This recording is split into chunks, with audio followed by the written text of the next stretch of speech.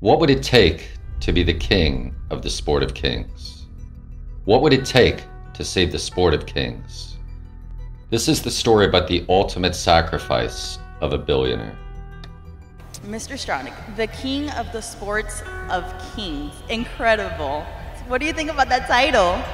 Well, I think I got to be careful. I might get a swell head, so I don't want to have that happen.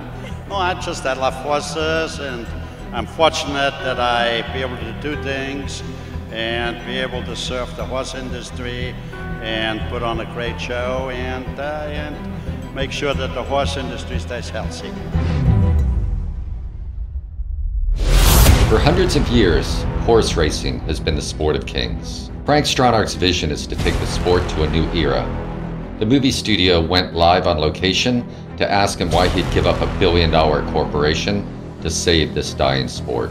In this documentary feature film, you will get the truth from the tycoon himself. It is said you can make up your own stories, but you cannot make up your own facts. Stronach has achieved what only 1,800 people on Earth have. He worked hard and became a billionaire. Before Donald Trump became billionaire president of the United States, there was Frank Stronach for president of Austria. Reports are he spent over $100 million of his own money in a losing battle. We asked Frank Stronach about this controversial run. I said, Bill, look, it's not that difficult. Sometimes a man's got to look in the mirror and he's got to do the things he thinks he should do. And I know it's easier to swim downstreams. I know it's easier to flow with the wind, but yeah, look, I got to do that. And it's not a big deal if I don't get elected. I re-elect myself as chairman of Magna. The movie studio met with Frank Stronach and went on a tour of Magna International in Canada to get the answer: how to become a billionaire. And more important, how you could walk away from it all. The movie studio then interviewed Belinda Stronach, heiress, former president and CEO of the family billion-dollar empire, member of Canadian House of Parliament, cancer survivor, and non-horse racing enthusiast. We asked Belinda her feelings about having to give up her CEO position to a billion-dollar family business to help her father save this dying sport.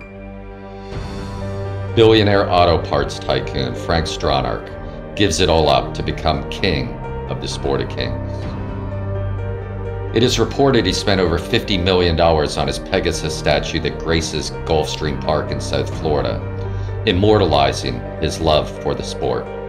Second only to the Statue of Liberty as the largest statue in the United States. Frank had to give up control of his company started in 1957, Magna International.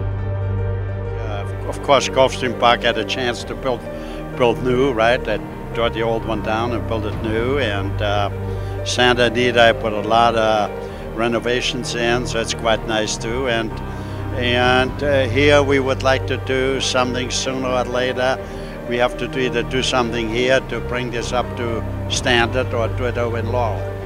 Frank Stronach's companies have approximately 159,000 employees, 321 manufacturing operations, and 102 product developments, and sales centers that operate in over 29 countries. Magna International grosses over $36 billion per year. Don't worry, Frank Stronach always comes out ahead.